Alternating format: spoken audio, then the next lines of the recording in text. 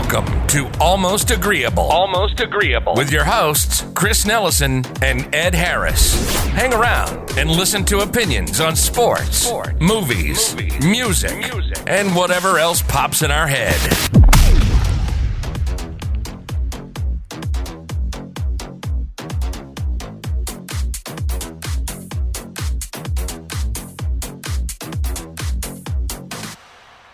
All right, welcome back to another episode of Almost Agreeable. Today, we have a sports episode for you, and it's a special occasion because we have our first guest on a sports episode. I think maybe that's a good thing because as objective as we try to be, we're definitely biased. You can get some different takes in here now. Yeah, so I'd like to welcome Tony to the show. Tony, how's it going? It's going good. Just real quick, guys, I'm from Pittsburgh, PA, so definitely a Pittsburgh guy, and yeah, I like to follow that AFC North pretty hard. Right, and speaking of which, we're going to be talking about the AFC North a little later on, but I think today we're going to start with the AFC East, but just to kind of round out our talk about the divisions leading up to the football season, right? That's coming real soon here. Yeah. I'm pretty sure we're all very excited. It's real close. We're less than 2 weeks away, boys. Right? It doesn't feel real, to be honest. Like It's because of the preseason. Yeah, we lack had, of preseason. Yeah, we haven't had anything leading. And I was going to ask you about that, Tony. I think on last week's episode, Ed and I were talking about like the quality of football we're going to see in the first couple of weeks. It's going to be Le'Veon Bell, the year he's sat out from preseason all over again, where it's going to be a slow 4-week start Okay, I like the analogy. to get everything going. But then once we're in it, we'll be in it. Plus the lack of fans, that's going to be a huge play, I think, for a lot of teams. Yeah. I mean, you almost forget that like, even though we're getting football back, it's going to be, I mean, I think a couple stadiums are doing like 18% capacity or something like 20%. that. We're starting off with the Kansas City Chiefs, and they will have fans. Okay. But, back to Pittsburgh, like I always am. Pittsburgh, first 2 games of the year, no fans, they said. Well, and I think that's such a shame for the Raiders because of that beautiful stadium they just built. It's not just the Raiders, but we have 2 new beautiful stadiums. That's right. LA's got a new stadium, right? Yeah. And I couldn't be more excited for where football's gone because of these. Right. It just, I mean, I would love to have gone to a game in the inaugural season in Vegas, even though I probably can't afford it. Give it time. I'll get there eventually, and you know it's Vegas, so. What's the seating capacity of that? I'm just thinking price-wise to fly down to Vegas and make it a destination. Go to the old Death Star. I've already looked into prices in comparison to like the Raider games I went to when they were playing in Oakland. Right. And it was absurd. I was like, oh, so I need to win the lottery. Oh, it's you got to think they're paying for the stadium bill off of ticket prices. So it's just maybe in a couple of years I'll make it down there. Well, and and I hate to say this because the Raiders have such a great following, but think of like the other teams' fans that are going to show up in this new stadium too now because it's such a destination. While like me as a fan trying to go down to Oakland, California, and sit in that old stadium. Okay, you can say it. It was a piece of shit. It was not the greatest. I've been there many times. It was not my favorite. It sucked, okay? I went to an A's game there, and I was really just taken aback as to how they managed to play football games. I don't know. To your point, though, about fans, like visiting fans, I would say that as a Southern Californian Raider fan, that fan base down there was never a Charger fan base. It was never going to be a Ram fan base. It was a Raider fan base down there. So that drive to Vegas is way closer than driving up to Oakland. But you got to think it's probably going to be a 60-40 just because you're going to have the better, the more well-off football fan from other fan bases that want to go to Vegas, which they might normally do, right, and catch a game. They're like, oh, I can catch a football game. The Seahawks are going to be in town. It's just Cowboys going are to be coming a separate thing. Right. There's so many shows down there all the time. It's just another extravaganza they can take part in. And you got to think of all those fans that are going to show up for just the sake of going to a football game. Mm-hmm. Because there's like people that just want to go to a football game. It's like going to this. I want to equivocate it to the Super Bowl, but people like don't go to the Super Bowl. Like your team doesn't always make it, but you want to go to a Super Bowl, so people just want to go to a football game. Yeah, it's an event. It really is. It really is. It's awesome. Okay, well, so let's kick it off with the AFC East, right? We got the Jets, the Dolphins, the Patriots, and the Bills. Yeah. Okay, so let's kind of who do you want to talk about first? There's a lot going on in this division. There's some change-ups. Let's go with the Jets. The Jets. The Pets. Jets. The Pets. Okay, sure. The Pets. The Pets. Sorry. What is there to That's say pretty about joke. the Jets, though? I mean, what stands out? There's actually a lot. I mean, you have year 3, Sam Darnold. Maybe he doesn't get mono this year. Right. You've got Le'Veon Bell, second year in the system. Yeah. You've got a nice wide receivers core who, unless I have a list in front of me, I can't name them all off. But And they've been putting together a nice defense. Yes, the lack of Jamal Adams is going to be huge. That will be. But their D-line has been getting better and better over the years. So there's a lot to talk about. They had some good moments last season, like some high points that if that coaching staff can kind of just, like I said, continuity, right, for Sam Darnold, for Le'Veon, and then you have like the high points that you can take from, say, look at this, watch that film, build off of what they did in these games. Under the game they played against the Raiders where they just fucked us up. Yeah. And I remember I was talking shit all week. I was like, yeah, dude, easy win. It was a trap game. That was definition. It was a trap game. Definition of a trap game. And they obliterated us, and I was like, fuck, I didn't know the Jets had this. They do, but like it was in spurts last year, right? It wasn't consistent. So I think that's the next step for the Jets, right, is to kind of build a consistency. Well, and they're sticking with Adam Gase. Yeah. That's what I was going to say. Continuity at coach is massive. That's key. It's keeping Adam Gase there, keeping all of these pieces together to continue to hopefully thrive. That's the goal of everybody there. They want to hopefully win the division, keep winning. But do you think they can with Josh Allen, the Bills, playing how they're playing, and we'll see how the Patriots do with Cam Newton? Clearly, they're gonna be the bottom of the division, I think. But they also have to deal with a slew of new quarterbacks in that division, who all probably are going to be. I mean, obviously Cam Newton is your veteran, but as far as Jalen Hurts down in Miami and Josh Allen, who's just every year consistently getting better. Yeah. It's surprised me how much better he's gotten. Well, I wouldn't even say like I was super surprised. It just, I feel like if the Patriots don't have Tom Brady last year, like playing, at not even a Tom Brady level, but playing consistent, right? If you don't have that, like the Bills take that division, and who knows, like having instead of being a wild card team, they are a higher seed, a division winner. Maybe they get a bye. Like it's just. I don't know. I think for me, I think the Pats still take the division just because of Cam. Cam, I think, is that it factor that's going to keep that particular team going. Okay. Granted, there is that defensive portion of it with how many players are sitting out this year? Aren't there like 8 guys just from New England sitting out? It's a nice chunk of players that are sitting out, and we'll see, I mean, but can we really question Bill Belichick? Well, we don't know. That's where I'm at. We don't know if we can question. Well, this is the year we're going to find out. This is the year we're going to find out. They have Cam Newton, they have Bill Belichick, and we'll see how that's going to work together. Me personally, I'm taking the Bills for the division. That's fair. I think, like you were saying, Josh Allen's only getting better, and they're just putting together this team. I mean, they had a fantastic defense last year as well. I think it was ranked, third? It was something like that? Yeah. It was overshadowed. It was top 5. It was overshadowed by, really, the Bears had a great defense. The Ravens had a great defense. Honestly, it was the Patriots that had that, and they had the best defense last year. Oh my God, So they were overshadowed by their own division. So it's not like it got looked at a lot, but they have just a nice squad getting together. And so I think that they'll be able to take the division. I mean, I love the Bills. I love what they're doing, and they have a very Pittsburgh-esque feel. You don't hear that very often, someone say, I love the Bills. I do. I love the Bills. I love their fan base. I love that they're still a New York team. The Bills not considered but a New not York really. team. I love everything about that particular team. I just don't think they have it. I think if you're gonna knock the king off his throne, the king being Bill Belichick. Yes. Yeah. You've got to you're gonna need to do just a smidge more, and I don't think I saw enough last year out of the Bills for how much the Patriots have lost that they should take it. I think that Bill Belichick is just one of those people that you never count out. Well, taking what you both said, so it's like if there was going to be a year where the Bills made that jump, it has to be this year. It's this year because you don't. So let's say the Patriots come out and like they're okay. The Brady Belichick Cam and Belichick thing it's okay. It's not great, but then you go into a second year maybe with Cam and Belichick. You don't want to have a quarterback in a second year consecutive with Bill Belichick to kind of refine that system. Yeah. So like this is the year the Bills would need to make that jump. This is their opportunity because if you give Cam another year, if he gets along with Belichick, then they can start making things happen. You don't want to see that in year 2, year 3. Well, because Cam's a competitor. Yeah. Like that's what, Belichick has been saying. That's what all of his teammates have been saying throughout the training camp, like, that this guy wants it.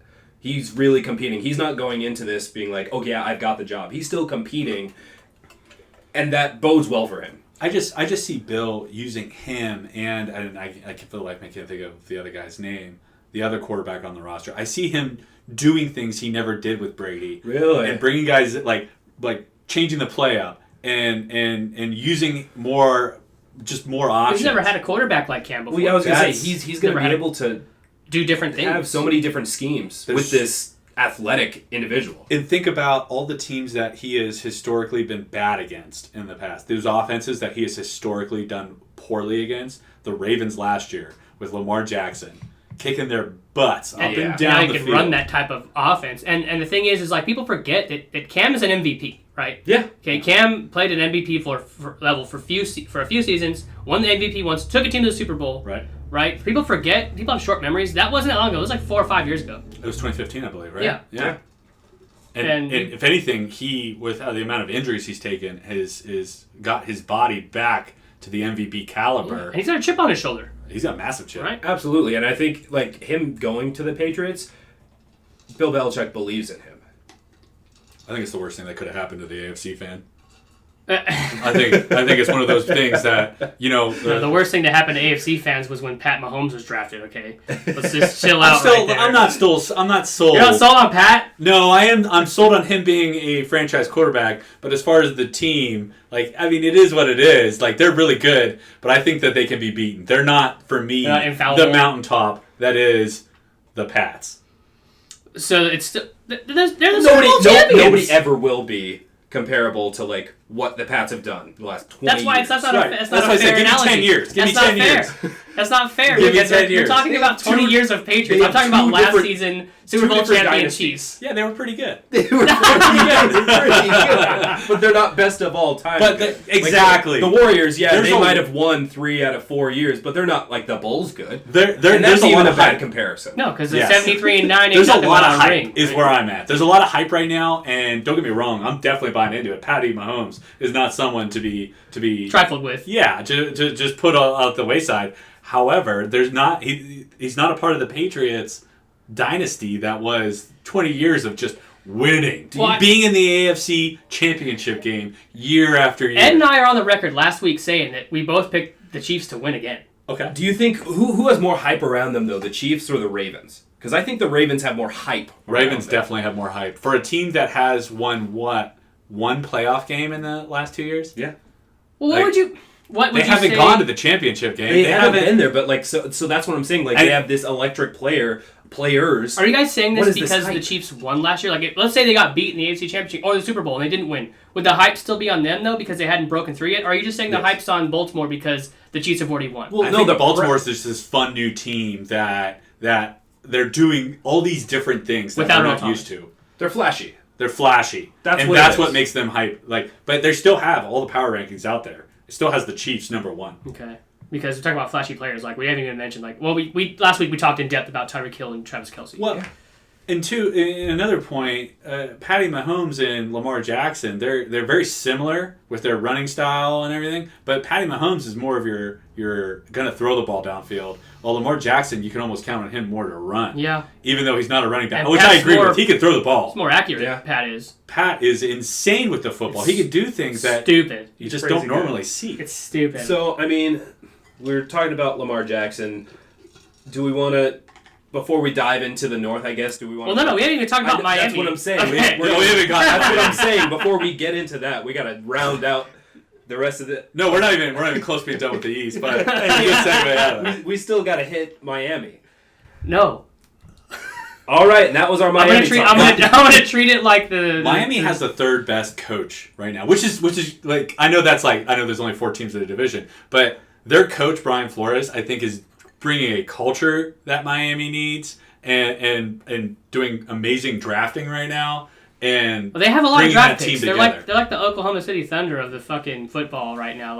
All those trades they made last season, they just got all these draft picks. They're basically starting over from the Adam Gase years. Yeah. You know? Yeah. And I like that you can be like, hey, we're doing a rebuild, not like the fucking Broncos or the Chargers who think like they still got a shot. Yeah, they unfortunately do need to blow up. Although, as far as the Chargers go, I still think they're a very sound team. Yeah. And I'm sure you guys talked about this too. Yeah. How many close games that they lost where their record could have been had it just gone a little bit their way. Basically, last year Phillip Rivers was the anti-Russell Wilson. Yeah. Yes. Yes. Instead of winning close games by like 1 or 2 or 3 points, Holy he smokes. lost those. What an analogy. You Holy said anti-Russell Wilson? Yes. I love it. That's a wild I'm sorry, we scene keep right getting there. off topic. Back to Miami, I guess. You said that... So this is what they need, the culture that Flores is going to bring in. Absolutely. I think 100%, as far as what a winning dynasty has, it's a culture. You know? Okay. If you don't have that culture, which is why I never knock Bill Belichick, because he has brought a championship caliber culture to New England. Yeah. And their fans and everyone just expects them to win, which is why it's so sweet when they lose. I'm with it. But that's just me being a hater. I think everyone in this room is a Patriot hater. I can say we all have. We want to start a group like a. I've been hurt by Tom Brady group. Yeah, yes, we can do that. Victimized by Tom Yeah, Brady. victimized like a support group. But how We much? can have a Tom Brady support group, yeah. How much do you like Tom Brady now that he is a part of the social media world and he's with this whole new team, not a part of the AFC? Sorry, Ed. But I don't think you're worried. overall, I'm interested. I can't help but like his attitude now versus how much I hated it when he was with the Pats. I still think. I can kind of agree with that. Like I do like you. I'm interested in Tony. Yes, like it's cool. He's this new person almost in my eyes because he's not wearing fucking stupid Patriot gear. And honestly, it's not to like interrupt, but like, yeah, you're saying like, sorry, Eddie's in the NFC now, but like, you guys both being AFC, I don't know, the Steelers have seen Tom Brady a bunch. So much. And And he's ruined our years. So many years. Like, whenever he would play the Seahawks in the regular season, they would usually win. There was like one game, I think, that we can all remember that they ended up losing. It probably wasn't an important game or anything. But it's not like... Super Bowl. It's not like he's this Goliath, like, coming over and really just like, oh, the Bucks are it now. Mm-hmm. It's kind of just there's not really this like huge fear of him. I don't have a fear either.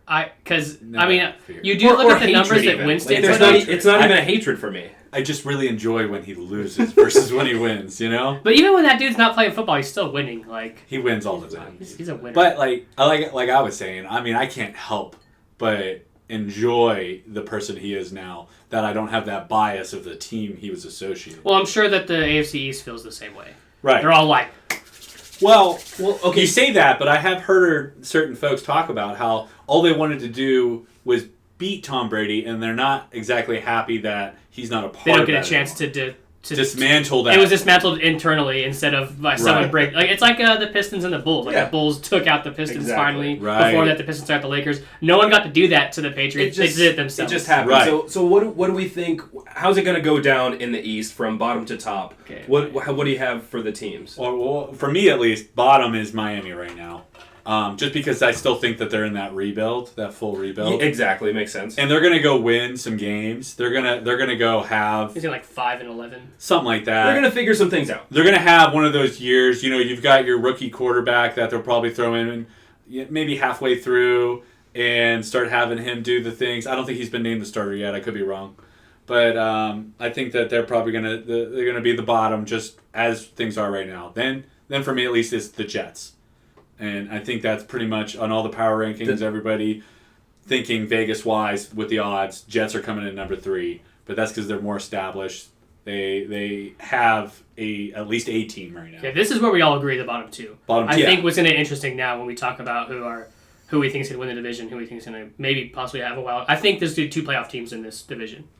Right.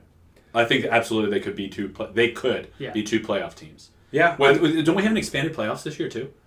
We went from 6 in each conference. Well, right? it's like there's going to be 2 wild cards. wild There's 3. cards. There's 3 wild. Yeah. Did that get passed? Yeah, that's It this did? year. So I thought that was the we could next absolutely have. 2 playoff teams Yeah. in the division. I have the Patriots being number 2 in that division, and then the Bills taking it. But really, probably really close. Like 10-6, 9-7. Like, it's going to be close. It's going to come down to. So you don't think they're going to have one of those dominant records? Either team. Either team, no. No, it's they're going to be battling throughout that whole division. Yeah. And they're going to put a game at the last 3 games of the season where it's going to be Patriots Bills, like that division game that's always at the end of the season, and that's going to decide who's going to win that division right there. Yeah, there is week 16 is when they play the Patriots. It is nice so that that's going to be one of the things that. It is nice that you don't guarantee New England to win the division anymore. It's going to be more of a battle, right. And they might come out a little bit more beat up than they normally would. Yeah, you know? I think this is the year the Bills take advantage. It's like not so much that there's a vulnerability with the Patriots now, but they're kind of wounded a little bit. A little bit. They're absolutely wounded. A little bit wounded. I think the way that they do that is if Cam doesn't work at all. I think if Cam even plays mediocre, that they have an edge over the Bills. I think they absolutely have that edge. I think that Josh Allen, because he has the ability to run, he's a massive human being, and he can throw the ball through a brick wall. I mean, I think he's got all the skill sets to get where Cam is, but with Cam having being that veteran and being in the league for, this is what, his 10th year? Yeah, I think something like that, 10th or 11th. I think that I still give the Pats the edge with the coaching, even though Sean McDermott has turned the Bills completely around. Really has. I just watching them play last season, it reminded me of like an older brand of football that like we don't see anymore. It was That's what different. It felt like watching them. It was different. Nothing was flashy. Mm-hmm. They were just going like nose down, just playing football. And they got a nice little running back situation there with what is his name? Singletary. True. Singletary, yeah. It is Singletary. Okay, cool. Yeah. Oh, and they got Diggs in there. They got Diggs as wide receiver now. They had a nice trade with the Vikings. And like I said, the Bills are a nicely set up team, and I'm pretty sure they didn't have a whole lot of guys sit out for COVID. No. They're going to be exciting to watch. That's what's great about this is we can speculate and say this all day, but it's going to be fucking exciting to watch. Yeah. I think the East is actually going to be exciting. Yeah. Yes, the East will be exciting. It's not going to be dominated by It'll be the competitive. It's not going to be as just clear cut.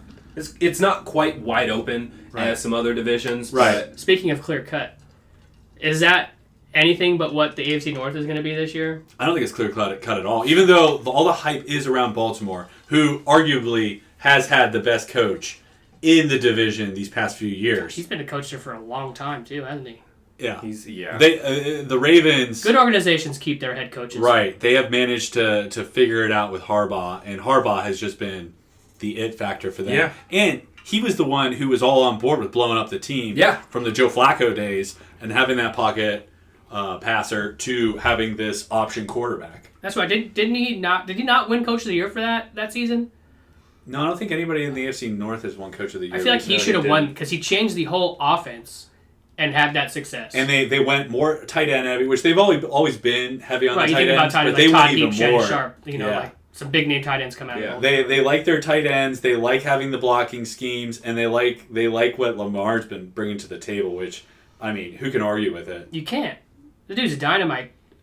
The production of the guys is, it's unmatched. Like, literally set the record for rushing yards for a quarterback. They scored. They're a highest scoring offense. He's humble. He's hungry. Yeah. He's young. got a lot going for him. He's young. He's young. There is still the fear of him taking that one solid hit, which he's a bigger guy than like your RG3, and he's not made of glass. Yeah. So he has taken some hits that you've kind of been like, whoa. Yeah. I've seen him take shots. And then he you're just like, gets right back up, and you're like, you never hope that he's going to get hurt. You're like, I would never wish that it's on just anyone. It's No, just dangerous. I don't. It is just a fear. It is dangerous. It's a fear. Yeah, it's just that tends to happen with running quarterbacks. It affects their longevity. Like, Yeah. it's just one of the reasons that Cam had down years. Is because, out of the pocket like that, moving around, you get those hits.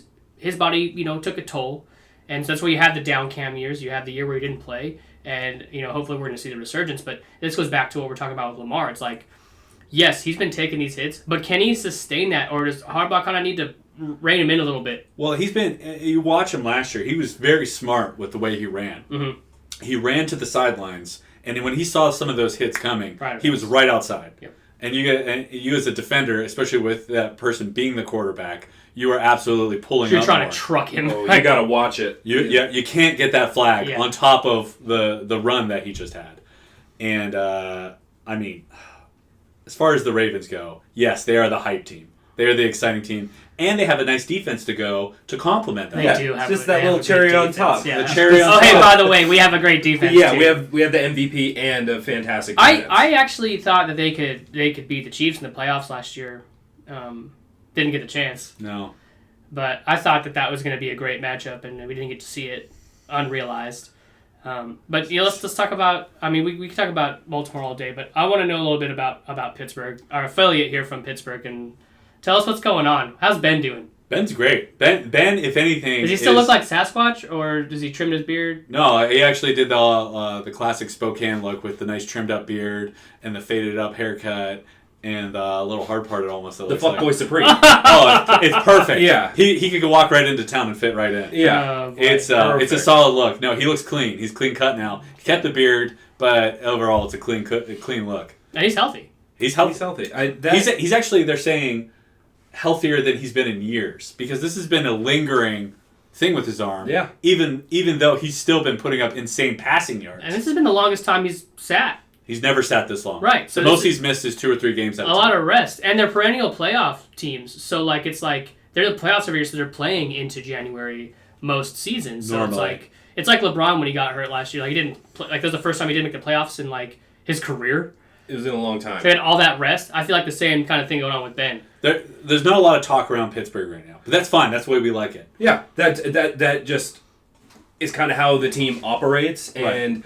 I mean, you guys went 8-8 last year off of how many quarterbacks and what the hell were they doing? And miserable quarterbacks. It was the defense. I mean, you guys had our it was defense like the number was 5. Stellar. It was like the number 5 ranked defense for points allowed. That number 1 draft pick trade for Minka Fitzpatrick was one of the best things that Mike Tomlin could have done. That panned out so well. So he came in and just fit right in. It was seamless. It was. He did not fit in Miami the way he wanted to, and Pittsburgh let him be him. Yeah. Having your quarterback back, having your Super Bowl winning quarterback back. Your 2-time Super Bowl winning quarterback. With that defense. 3 defense. Super Bowl appearances, 2-time winner. We have absolutely... Let's just keep running it up. Let's just keep... What else can we throw We have a chance is what, I guess, where I'm at. We have this chance. I don't think people that watch the sport don't think you guys do, right? I feel like, as we're sitting here now, Ed and I know...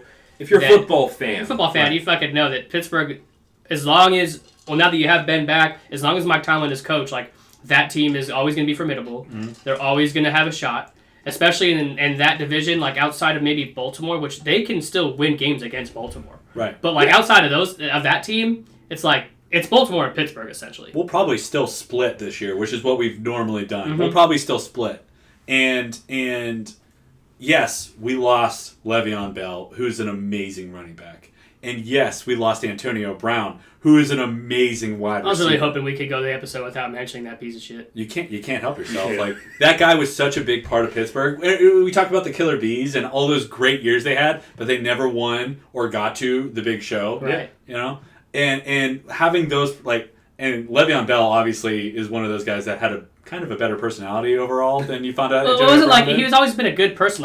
Antonio Brown used to be, but it was just a slow deterioration of character. Well, actually, if you listen to Ryan Clark's takes on ESPN, apparently Antonio Brown's always had this certain mentality, and it was he had to hide it before he became the superstar. Okay. So certain guys got to see glimpses of it. Ben probably saw it. Well, him and Ben supposedly did have a great relationship. Yeah. But you watched how fast things deteriorated. But if Antonio Brown's relationship with his baby mama is any kind of indicator as to what that's like, he'll say the worst of the worst about you to the next day. If whatever he's feeling, he'll take you back. It's a shame. Such a talent. It is. And it is a shame. I would say you can feel it more than I can as a Raider fan because I never even got to see him play.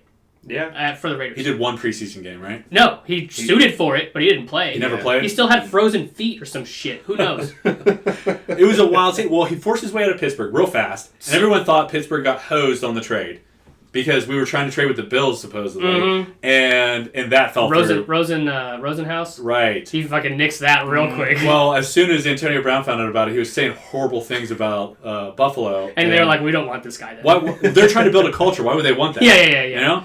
And then Oakland's like, no, we got this. And they offered us the 3 that 5. I remember getting the update. I was like, that's it? Yeah. Well, everybody's like, what? And then we saw the disaster. And then it turned into, was. hey, Pittsburgh, do you just want these picks? Just take them. You guys have them for nothing. You guys had to cut him. Yeah. That's what he Literally forced. just He released him. He forced that. Yeah.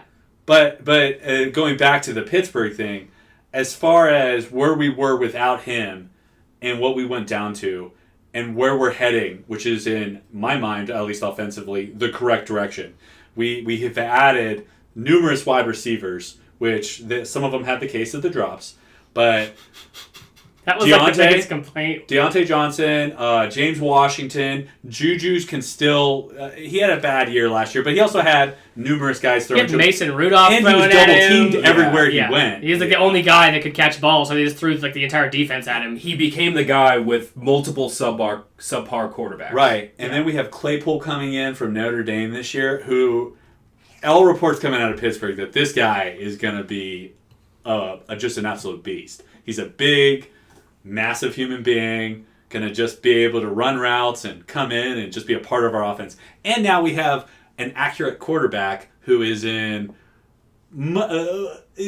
around for a while, can call the offense. Yeah.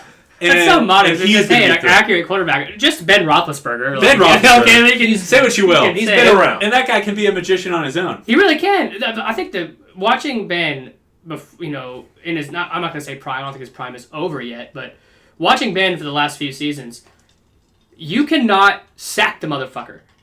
And it's so frustrating. You think you got him in the pocket, and all of a sudden he's just like, I'm just going to shed off especially 'cause bodies like you I'm have to- fucking a running back. You have to try so hard now to get there.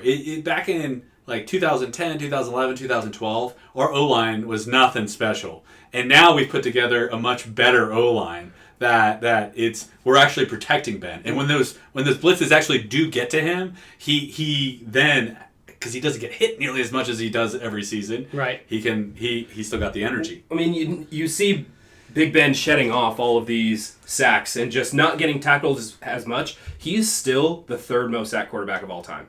Right.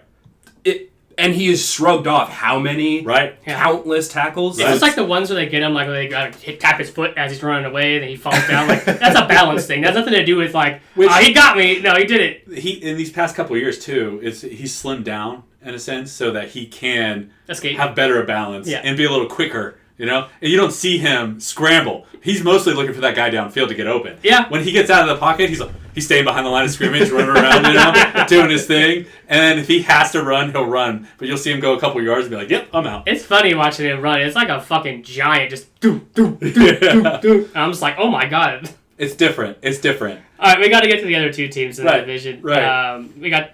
Oh god, we can talk about the dumpster fire that's the Browns. That's always a good topic. Well, I don't think they're say quite what a dumpster fire. Yeah. Okay, you say that, and I'm not saying like they're going to be a dumpster fire. I'm just saying that organization has been a dumpster fire as long as I've been alive.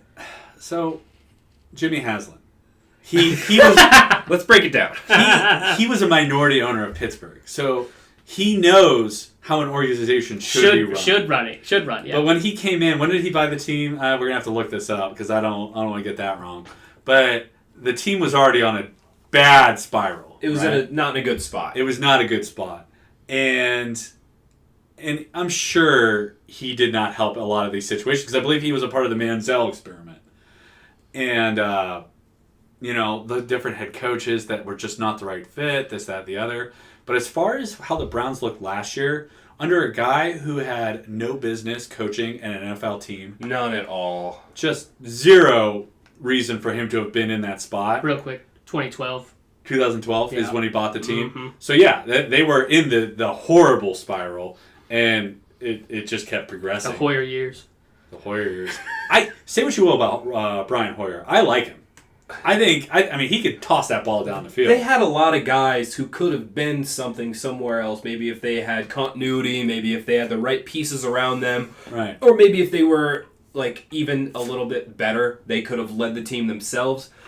But it was just the entire organization did not. It's It back to didn't. what I It said at didn't the top foster. of the topic is that Yeah. it's been you're It was. describing a dumpster fire. It was. It didn't. But I think foster last year what we anything great. saw was a team that could absolutely be a contender for our division. I think we all said that in the offseason when they said all the signs were like, on paper, this is a great team.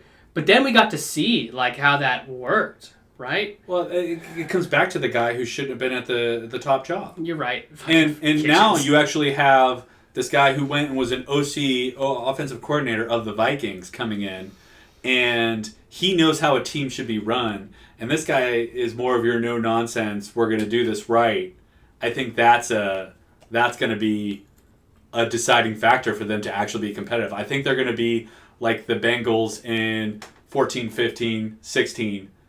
Okay. Compared to what they have been. What they have been, yeah. I Okay, mean, so they went were 6-10 last year. Yeah, they were 6-10. I was thinking they were going to go 8-8. So they I gave them a good 9-7. underperformed a little bit.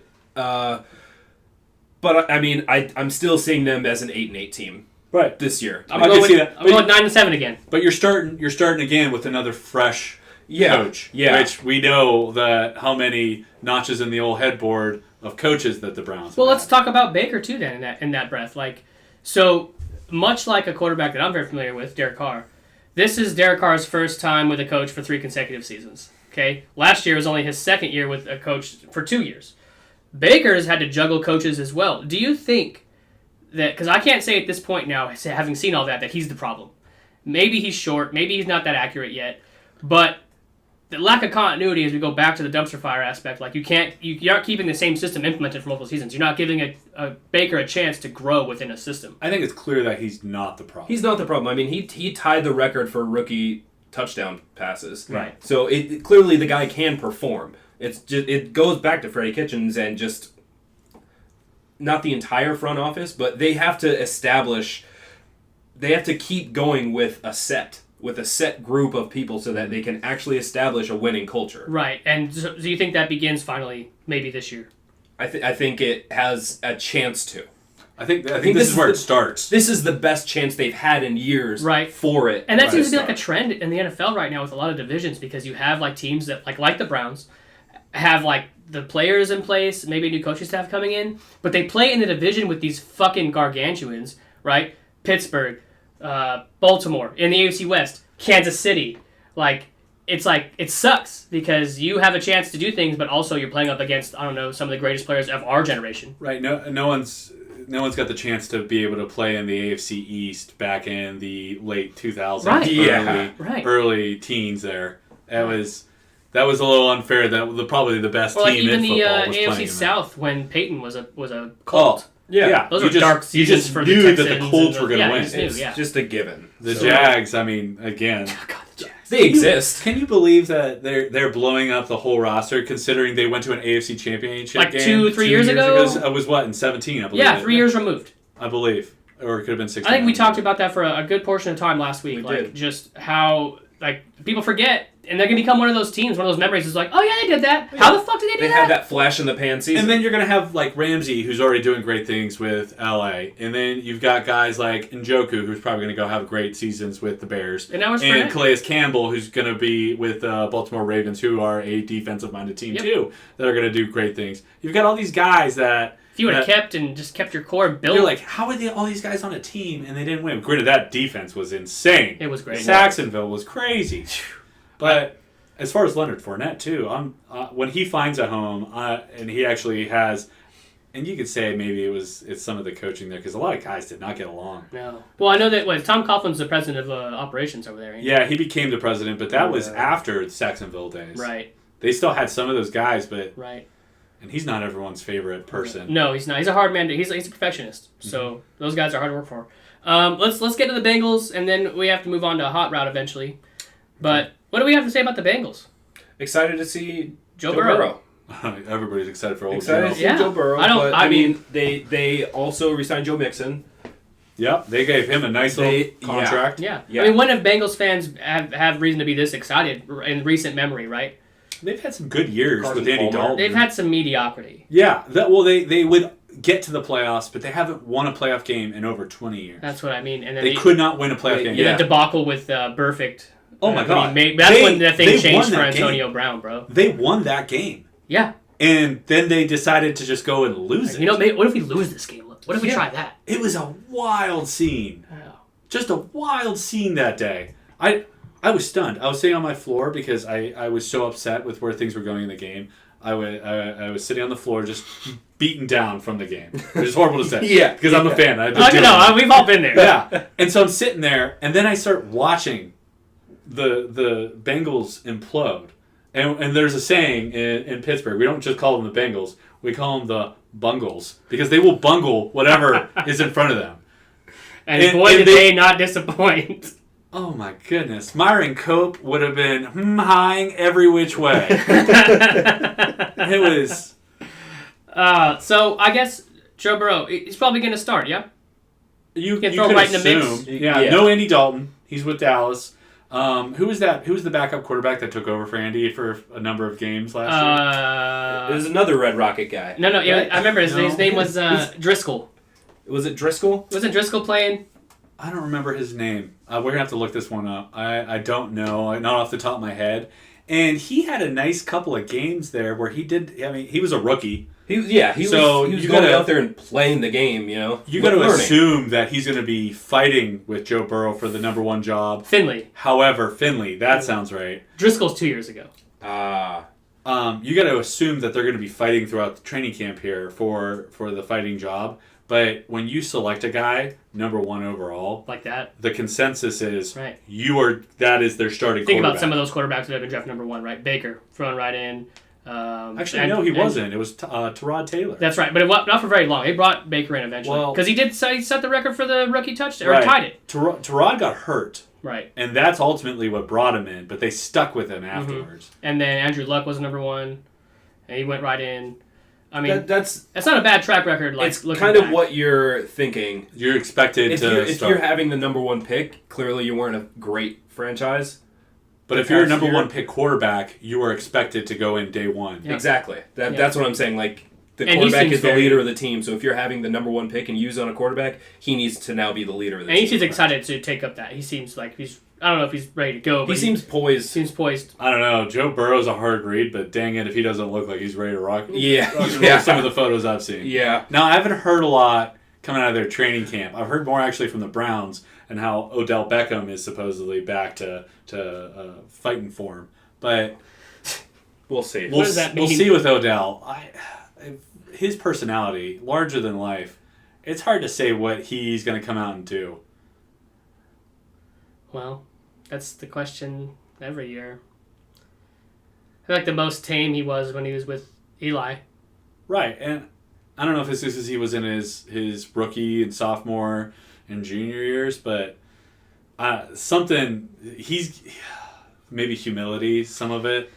Not expect the ball on every play. I mean, you got Jarvis Landry on the other side. This is a team. Like, this is a team. Football's the ultimate team sport. All of us were, excited. Like, not all of us were excited, but all of us were interested to see how this team was going to work last year because the Browns had all these people on paper that looked great. Yeah, the ultimate hype team last year, if anything. Mm-hmm. But as far as and I think I said it too a number of times, as far as the coach, I wasn't sold on them being the ultimate hype team with that coach at the helm. No. Well, okay, so let's do this. How's the division play out? Starting from the bottom. This is honestly Bengals are on the bottom? This is tough. Bengals are on the bottom. That's just you got year 2 head coach, year 1 quarterback. You're basically new system. starting over almost. So, okay, we can agree on Bengals. I'm going Browns, third. That's fair. Any Ed, you No. That's fair. I'm just thinking about. I think it's safe to say the bottom two teams. Well, I know where I'm placing the next two, but I'm also the eternal optimist as far as my team goes. Yeah, I don't know if the Steelers or the Browns are going to be 3. That's where I'm at. I'm not sure if. Oh, so you're down there in the third spot. Yes. So you think the Browns could beat the Steelers? I think they could. I'm not sure if they could put it together. Any given Sunday, I could say they could any day. Exactly. Day. But I mean, the Steelers know the Browns. We have their number as far as a number. Like I think last year, them beating us with the helmet to the head of Rudolph Mason was like the first time they beat us in like 3 years. It had been a while. Yeah, it had been a while.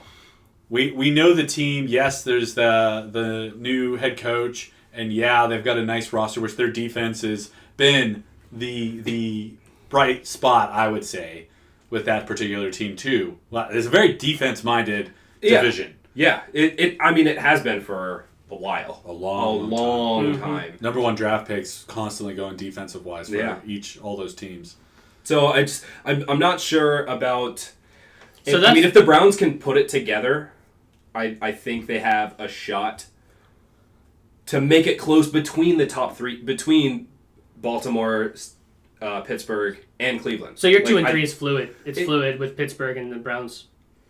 Because I'm taking Baltimore to take the honestly, division. 2 and 3 is fluid, and 1 and 2 is fluid. Because I think that maybe the Browns could be number 2, but they're can't be they're number capped 1. at number 2. They're capped at number 2. They could be 2. Baltimore, they can't be number 1. But Baltimore could be 1 or 2 with Pittsburgh. That's how the trade goes for This 1 is going to be a fun division to watch too. Exactly. That's what I'm saying. It's going to be Especially different. wait for the fans to come back, which I can almost guarantee myself. A lot of people are talking about whether or not the season's going to happen. I promise you the season will happen, and I promise you we're going to have fans.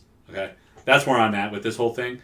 And as soon as fans start coming into some of these home team games, it's going to be a complete game changer because some of these teams thrive off of that. They're going to feel like it's the game again, Yeah. Like as far as the basketball thing goes, how much do you think has been driven off of not having those fans there? Yeah. You're missing an aspect of it, even with With fake home crowd court noise advantage, pumped in. it's home court advantage cannot be understated. The same, obviously, in football it can be said, but I can definitely see an effect in the NBA for sure without the fans. But even more so probably in the NFL. And you got to think some of these fans, like, they're going to be people fighting once they say, all right, we're going to let 20,000 fans in. Yeah. They're going to be people fighting to get in. Yeah. Okay, so And the tailgates on the outside of the stadium, too, is probably going to be insane. And they say no tailgates, and they say they're going to close parking lots. I promise you people will find a place to go. So what are you guys saying? Like, what's your complete AFC North list then, from bottom to top? Baltimore, Pittsburgh, Browns, Bengals. Bungles. Pittsburgh, Ravens, Browns, Bengals. Ravens, Browns, Pittsburgh, Bungles. You gotta say it. I think we all share the It feels same good. thought about who's going to be at the bottom of that. Although my wife does get on me because the way I say words, sometimes it comes off as more of not the correct term we're looking for. That's me too. Lindsay gets frustrated. Perfect. All right. Well, Let's jump in. yeah, we have our listing of the AFC North. That's going to be one of the most interesting divisions. Honestly, the two that we talked about, the North and the East, I think are going to be some of the more interesting divisions in all of football. I'm glad we saved him for Tony to come on the show. Yeah. Definitely Absolutely. some fun divisions to talk about for sure.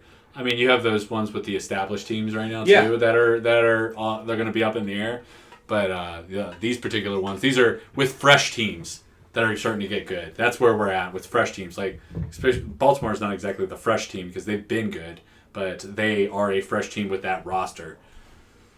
All right, so finishing up the AFC North and AFC East, now it is on to everyone's favorite segment, Hot Route. Hot route.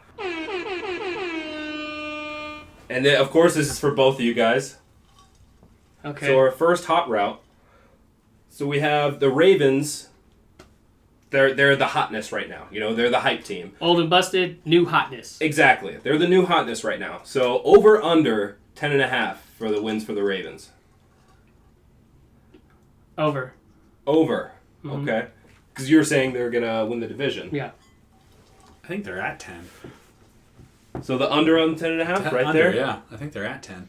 So he's saying 10, I'm saying 11. Perfect. That's... I think they're going to be We'll some see. game That's drops. exactly where I want you guys to be. That's money. I think they're going to drop some games. I don't think that they're under 10s. I think they're in double digits. Well, the NFL's had a chance to see them now.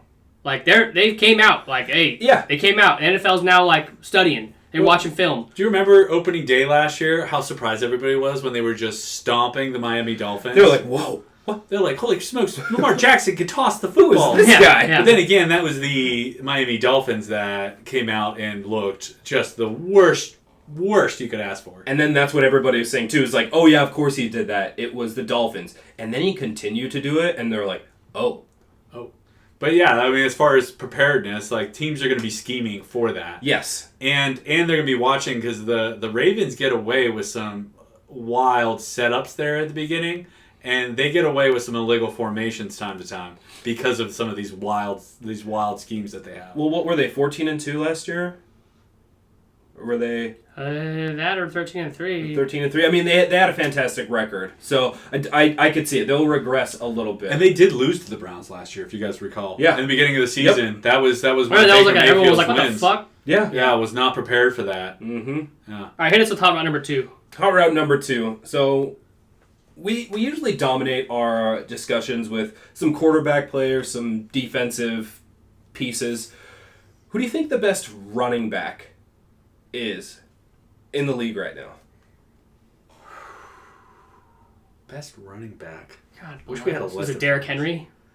He's your biggest So biggest let's- bodied running back Yeah. for sure. I I mean, mean, he we- used Earl Thomas as a lead blocker. And holy smokes, we've that got guy. Derrick Henry, we've got Zeke, we've got Joe Mixon, we've got Zeke. Like we have some good running backs. Who would you say is the best That's right a now? tough question. That is. That's a fucking I loaded don't. one. I don't like saying that one of them's the best. They all have so many different styles and so many different body sizes. Yeah.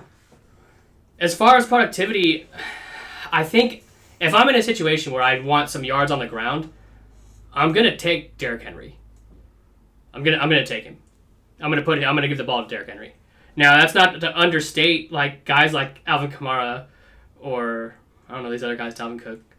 For me, Christian McCaffrey is your ultimate Swiss Army knife. Can we not? Did I say T? Absolutely. Edit that out. No, that's staying. That's fucking staying. I was hoping to get him to say it out here. Perfect. Is that what you didn't say? I don't believe that in an instant. I don't think you thought that far ahead. For those of you who don't know, Tony likes to say McCaffrey just to piss us off. So Yeah, that's why. So I mean, but that's the guy. He had 1,000 rushing yards, 1,000 receiving yards. No, that guy's insane right now. Woo! yeah, no, he's hotness. That is the guy you want as your running back to build the team around. Like Yeah. he is just coming to the league storming. But look what Derrick Henry was able to do with Ryan Tannehill as his quarterback. Like, Well, hey, say what you will about Ryan Tannehill. Didn't he have some really nice years with Miami? It's just they couldn't. They couldn't quite figure it mesh. out. That's and the same thing with Minka Fitzpatrick on the defensive side. They just were doing their different things. None of them were on the same page, and that's why I think you have certain guys go from one team and have a resurgence with another. I don't think it's so much the team though. I mean, yes, it's the coaching. I said that last week, but also it's Derrick Henry because there's a lot of quarterbacks in the league that never had a premier running back like that are still great. Yeah, Derrick Henry was the fact that he came into the league and what was it the first 2 years we really didn't get what we thought we were going to get out of him. Yeah. And then just in year 3, he just started blowing up. He's just like, hey, I'm out here. Yeah, he just. I think he had like 100-yard run, and just took it to the house, and that was it.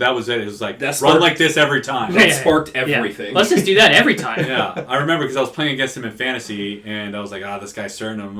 I should be okay. Yep. Because this guy hasn't put up more than 8, 9, 10 points, and then he had that run. It's like, whoa, what the heck? It's like a 20-point play. Insane. Not only do you get the touchdown points, but you had 100 yards. Are you kidding me? Oh shit. Okay, hit us with that third hot route. Perfect. All right. Oh, wait, what you said? You said McCaffrey.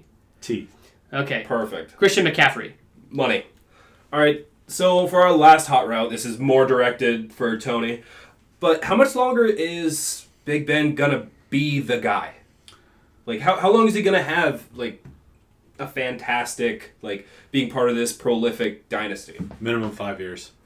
You think that long? You think he's Tom Brady? Have you read any of the reports coming out of Pittsburgh as regard what Ben's saying these days? I purposely don't read anything coming out of Pittsburgh. Here's where I'm at with it. Okay, and say what you will about this, but he's found religion, he's found God, and he's got the family and everything, and he took an entire year off for the surgery. Okay, so he's come out and he said he's been dealing with certain demons, and he's got the home front kind of squared away, and his wife has been in his corner through all of it. So he's got that going for him. Then he takes a whole year off for his body to get back into place and for his mind. Yes, he was talking retirement, but that was also before the surgery where he was getting hard for him to throw the football. Yeah. And now he's talking about wanting to go into his 40s, and I don't think that there's going to be, unless he takes a massive hit and gets hurt in some way that I was not prepared for, you just can't see it right now. I think minimum he goes another 5. Woo! Okay. That is a hot one. I say 2, 3 tops. 2-3 tops. That's as long as he's getting. Now I mean like not as.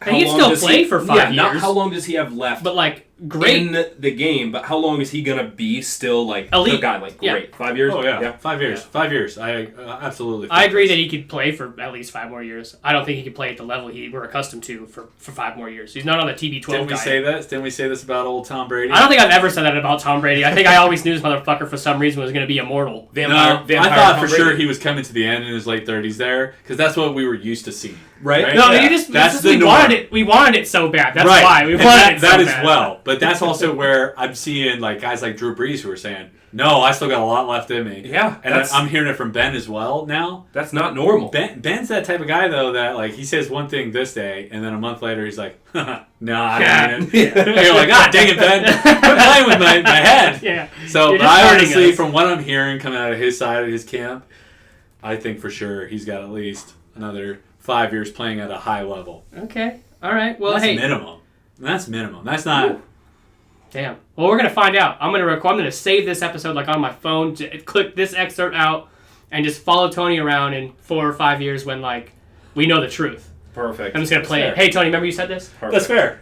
I mean, I have a lot of takes. I say a lot of wild things. Don't worry, we've already established that I'm the Skip Bayless on the show. It's gotta be. Somebody's gotta be. I have to throw out some wild shit. All right, well, hey, Tony, thanks for coming on, man. This was fun. This is definitely not. Let's not make this the last one you're on, right? Definitely gonna have another sports guest in here. Yeah, you guys keep have, talking football. Have our first sports guest, right? Well, yeah, football season's coming in, so you guys want to keep talking football. We'll talk it all year, and we'll definitely sprinkle in a little golf there to keep things interesting.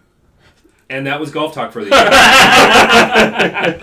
All right, hey, for another episode of Almost Agreeable, I'm Chris. I'm Ed. Thanks for stopping by. Thank you for listening to another episode of Almost Agreeable. You can catch all new episodes on Tuesdays and Thursdays. If you enjoyed the podcast, please like, rate, and subscribe. And don't forget to follow us on Facebook, Instagram, and Twitter at Almost Agreeable.